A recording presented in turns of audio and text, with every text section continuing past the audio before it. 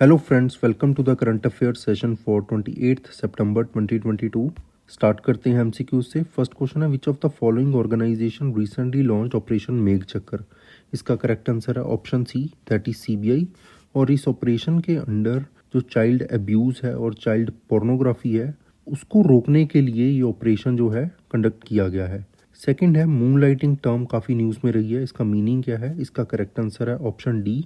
इसका मतलब है कि जब एक इंडिविजुअल एक रेगुलर जॉब के साथ साथ और जॉब्स भी करता है तो ऐसे फिनोमिनन को क्या कहते हैं, मून लाइटिंग। थर्ड है, consider the following statements regarding double asteroid redirection test, that is DART test. तो दोनों ही ऑप्शन सही है। ये इनिशिएटिव है नासा का और इस स्पेसक्राफ्ट के थ्रू जो एस्टेरॉयड है, स्पेसक्राफ्ट को एस्टेरॉयड के साथ कोलाइड किया जाएगा और इस कोलिजन में स्पेसक्राफ्ट और एस्टेरॉयड दोनों ही क्या हो जाएंगे, डिस्ट्रॉय हो जाएंगे। ये एक टेस्ट था बेसिकली कि अगर फ्यूचर में कोई एस्टेरॉयड अर्थ से टकराता है तो इस स्पेसक्राफ्ट को डार्ट को यूज़ किया जाएगा उस एस्टेरॉयड को डिस्ट्रॉय करने के लिए।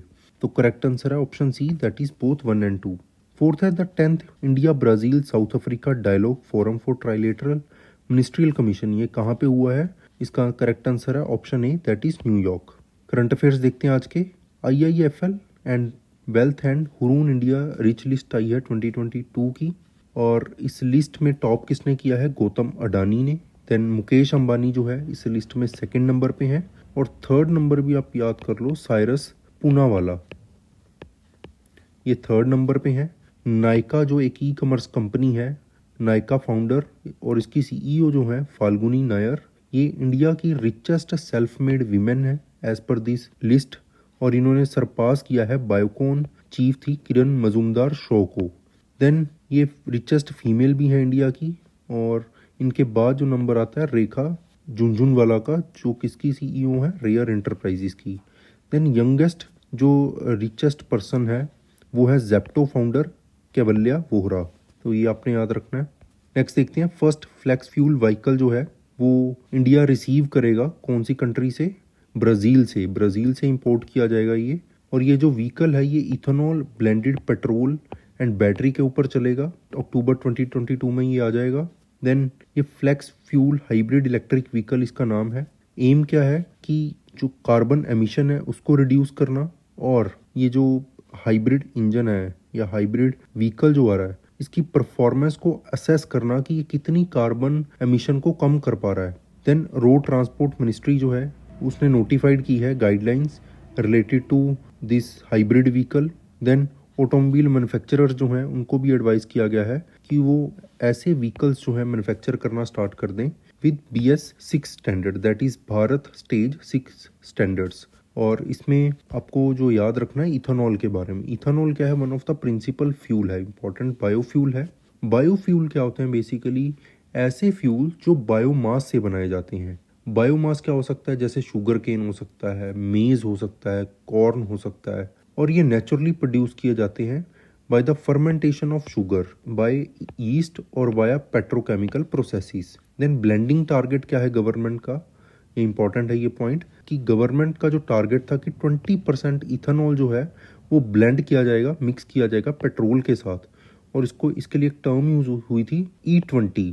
और ये जो टारगेट था पहले 2030 था कि 2030 तक इथेनॉल ब्लेंडिंग की जाएगी पेट्रोल में अप टू 20%, बट ये टारगेट जो है इसको थोड़ा एडवांस कर लिया गया और ये टारगेट कब तक अचीव करना है, 2025 तक। एट प्रेजेंट 8.5% इथेनॉल जो है पेट्रोल के साथ ब्लेंड किया जाता है इंडिया में। देन इथेनॉल ब्लेंडेड पेट्रोल जो है ये कार्बन मोनोऑक्साइड की एमिशंस कम करता है, हाइड्रोकार्बन्स की एमिशन कम करता है एंड इसके साथ ही नाइट्रोजन ऑक्साइड्स की एमिशन भी कम करता है। नेक्स्ट देखते हैं, 13th edition of skill development and entrepreneurship जो है ये लॉन्च किया है किसने, इनॉग्रेट किया है किसने, union education and skill development and entrepreneurship minister Shri Dharmendra Pradhan ji ने। और इन्होंने एड्रेस किया 13th FICCI global skill summit 2022 और इसकी थीम क्या है, education to employability making it happen. कहाँ पे इनॉग्रेट किया है, न्यू दिल्ली में। इंटरनेशनल ऑर्गेनाइजेशंस इसमें पार्टिसिपेट कर रही हैं जैसे वर्ल्ड बैंक है, ILO है, UNDP है, यूनिसेफ है, then German agency for international corporation that is गिज एंड UN वीमेन है। इसके अलावा मेजर इंडस्ट्री लीडर्स जो हैं इंडिया के, जैसे LinkedIn, Adobe, Mahindra and Mahindra, Schneider electric, ये भी इसमें पार्टिसिपेट कर रहे हैं। ये समिट क्या होगा, ये मेन जो स्टेक होल्डर्स हैं उनको एक साथ लेकर आ रहा है और यहाँ पे डिस्कशंस की जाएंगी स्ट्रेटजीज़ को लेकर, और बेस्ट प्रैक्टिसेस जो हैं शेयर की जाएंगी, जो कि एक 21st century skill ecosystem develop करने में हेल्प करेंगी। देन समिट्स जो है ये एक डीपर लुक जो है इसमें दी जाएगी कि फ्यूचर स्टेप्स क्या होने चाहिए स्किलिंग के लिए, और जो डिमांड जो है चेंज होती जा रही है जॉब मार्केट के लिए, उसके लिए हम स्किलिंग कैसे कर सकते हैं, एग्जिस्टिंग एम्प्लॉयमेंट अपॉर्चुनिटीज़ को कैसे बढ़ा सकते हैं, और इंटरप्रेन्योर्स, क्राफ्टमैन और आर्टिसंस जो हैं उनको कैसे इंगेज कर सकते हैं। फिक्की के बारे में पढ़ लेते हैं। FICCI stands for Federation of Indian Chambers of Commerce and Industry, एक non government not for profit organisation है जिसको 1927 में इस्टेब्लिश किया गया था। Largest and oldest apex business organisation है इंडिया की।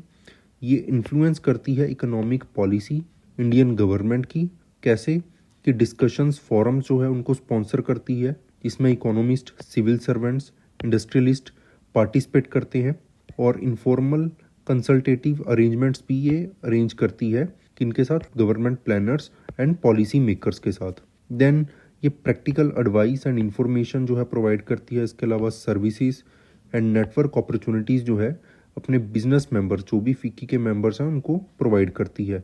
इसका हेडक्वार्टर कहाँ पे है, न्यू दिल्ली में। नेक्स्ट देखते हैं एक tripartite, that is 3 party MOU, that is memorandum of understanding, a kind of agreement, ये साइन हुआ है department of empowerment of personal with disabilities, जो गवर्नमेंट ऑफ इंडिया के अंडर डिपार्टमेंट है। Then sector skill council for person with disabilities, और third कौन है, Amazon internet private limited. Main objective क्या है इस MOU का, कि जॉइंटली प्रोवाइड करेंगे ये skill training and employment opportunities, किसको प्रोवाइड करेंगे, पर्सन विद डिसेबिलिटीज को। देन ये मोबिलाइजेशंस जो है करेंगे पर्सन विद डिसेबिलिटीज की, किसके लिए, मतलब मोबिलाइजेशन किस लिए करनी है कि उनको स्किल ट्रेनिंग देनी है, और स्किल ट्रेनिंग का देने का काम कौन करेगा, department of empowerment of person with disabilities. Then job roles जो हैं ई-कॉमर्स सेक्टर के लिए कौन डिज़ाइन करेगा, that is sector skill council for person with disabilities. और स्किल ट्रेनिंग जो है, और इसमें क्या किया जाएगा कि स्किल ट्रेनिंग की जाएगी एक तो PWDs की, that is person with disabilities की, और इनको हायर किया जाएगा। देन ये जो इनिशिएटिव्स हैं ये एक बेटर अपॉर्चुनिटीज़ जो है क्रिएट करेंगे पर्सन विद डिसेबिलिटीज़ के लिए, और जॉब स्पेसिफिक ट्रेनिंग दी जाएगी इनको। प्रैक्टिकल एंड ई-कॉमर्स स्किल्स जो हैं सप्लाई चेन सेक्टर में, आपको पता है कि ई-कॉमर्स जो है ये one of the fastest growing sector है इंडिया में, और बहुत जॉब अपॉर्चुनिटीज़ हैं इस सेक्टर के अंदर हैं, बट इसके लिए कुछ स्किल्स चाहिए होती हैं।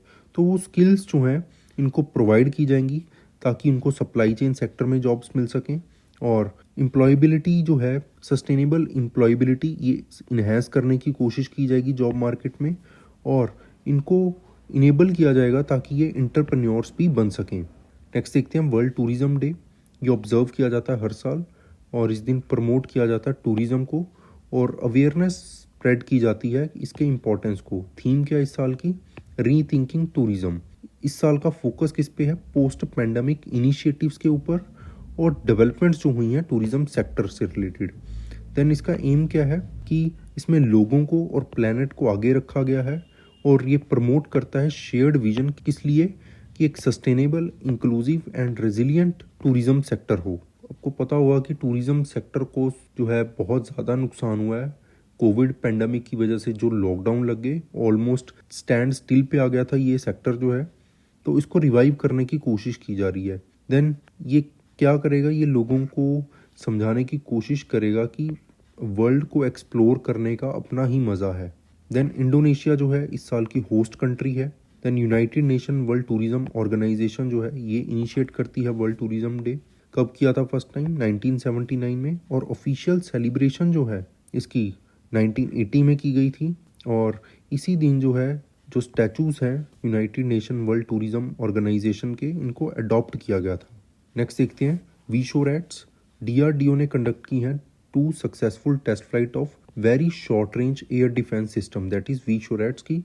ये क्या है, मिसाइल्स हैं, और ग्राउंड बेस्ड पोर्टेबल लॉन्चर से इनको टेस्ट किया गया है। कहाँ से टेस्ट किया गया है?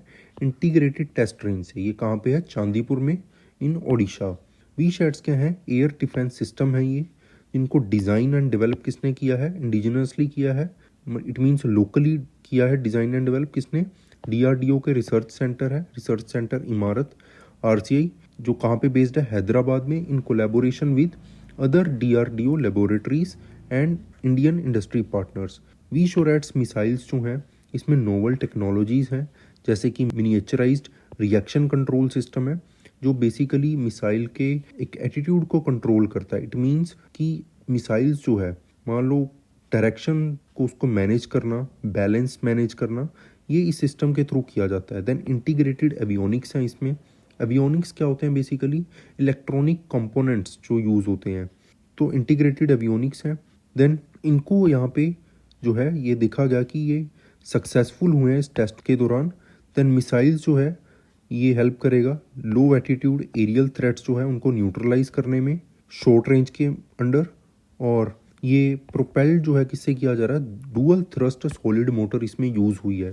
देन डिज़ाइन जो है इस मिसाइल का, इसमें लॉन्चर्स हैं हाईली ऑप्टिमाइज्ड हैं, इजी पोर्टेबिलिटी है, और दोनों ही फ्लाइट टेस्ट जो हैं वो मिशन के ऑब्जेक्टिव को मीट करने में सक्सेसफुल हुए।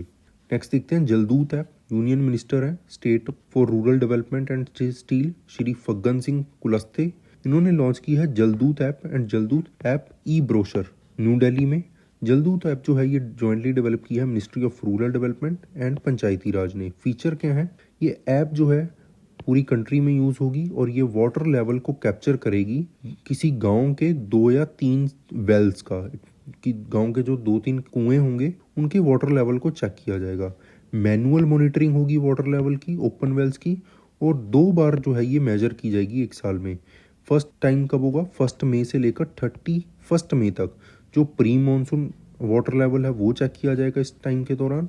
उसके बाद पोस्ट मानसून लेवल जो है वो भी चेक किया जाएगा, जिसका टाइम पीरियड क्या होगा? 1 अक्टूबर से लेकर 31 अक्टूबर तक। और वही सेम वेल्स होंगी जिनका प्री मानसून टाइम में जिनको मॉनिटर किया गया है, पोस्ट मानसून में भी सेम वेल्स को मॉनिटर किया जाएगा।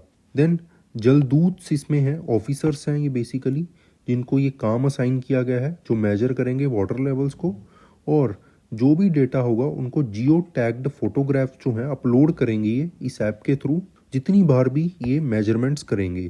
देन ये मोबाइल ऐप जो है both online and offline mode में काम करेगी। वाटर लेवल जो है तो बिना कनेक्टिविटी, बिना इंटरनेट कनेक्टिविटी के भी कैप्चर किया जा सकेगा। और ये जो कैप्चर डेटा है ये मोबाइल में स्टोर रहेगा, और जब भी मोबाइल जो है इंटरनेट कनेक्टिविटी एरिया में आएगा, डेटा जो है अपने आप सेंट्रल सर्वर के साथ सिंक्रोनाइज कर जाएगा, सेंट्रल सर्वर पे अपलोड हो जाएगा। देन रेगुलर डेटा जो है जो जलदूत कलेक्ट करेंगे उसको इंटीग्रेट किया जाएगा with the database of national water informatics centre. National water informatics centre जो है ये वाटर रिलेटेड डेटाबेस जो है उसको मेंटेन करता है, अपडेटेड डेटा रहता है इनके पास। और इस डेटा को किस लिए यूटिलाइज किया जाएगा? एनालिसिस करने के लिए और डिस्प्ले करने के लिए वेरियस यूजफुल रिपोर्ट्स, जो जितने भी स्टेक होल्डर्स इसमें इन्वॉल्व हैं, इंक्लूड होंगे जितने भी स्टेक होल्डर्स, उनको इस डेटा से बेनिफिट मिल सके। Water level report, monsoon report and registered user reports जो हैं ये अवेलेबल होंगी जलदूत वेब पोर्टल पे। नेक्स्ट देखते हैं Bathukamma festival. Ministry of culture ने ऑर्गेनाइज किया है बथुकुम्मा फेस्टिवल, जो एनुअल सेलिब्रेशंस है तेलंगाना की, बट इसको कहाँ पे ऑर्गेनाइज किया गया है? कर्तव्य पाथ इंडिया गेट में। बथुकम्मा फेस्टिवल जो है ये तेलंगाना में सेलिब्रेट किया जाता है, 9 डेज तक चलता है, और ये नवरात्रि फेस्टिवल के साथ ओवरलैप करता है। फेस्टिवल जो है कलरफुल एग्जॉटिक फ्लावर्स इसमें यूज़ किए जाते हैं, जो उस रीजन को सिंबलाइज करते हैं और तेलंगाना के जो लोगों की कलेक्टिव स्पिरिट है उसको सिंबलाइज करते हैं। फेस्टिवल जो है इस दिन प्रे की जाती है गॉडेसेस को, किसके लिए? हेल्थ के लिए, और हर एक फैमिली को क्या मिले? अचीवमेंट्स मिले, इसके लिए प्रे की जाती है। यंग वीमेन जो हैं हिंदू हाउस होल्ड्स की, वो प्रे करती हैं गॉडेस के लिए, गॉडेस को, कि उनको एक अच्छा लाइफ पार्टनर मिल जाए उनकी चॉइस का। देन बाथुकम्मा का मतलब क्या है? The mother goddess comes to life, और ये रिप्रेजेंट करता है culture and identity of people of Telangana. और इसमें वर्शिप की जाती है महागौरी की, जिनको लाइफ गिवर कहा जाता है, in the form of Gauri Devi, जो पैटर्न गॉडेस हैं विमेनहुड की। सो ये कुछ MCQs हैं लास्ट सेशन के, इनको आप अटैम्प्ट कर सकते हो। इनके आंसर्स आप हमें कमेंट सेक्शन में कमेंट करके बता सकते हो। So that's it for today, thank you so much.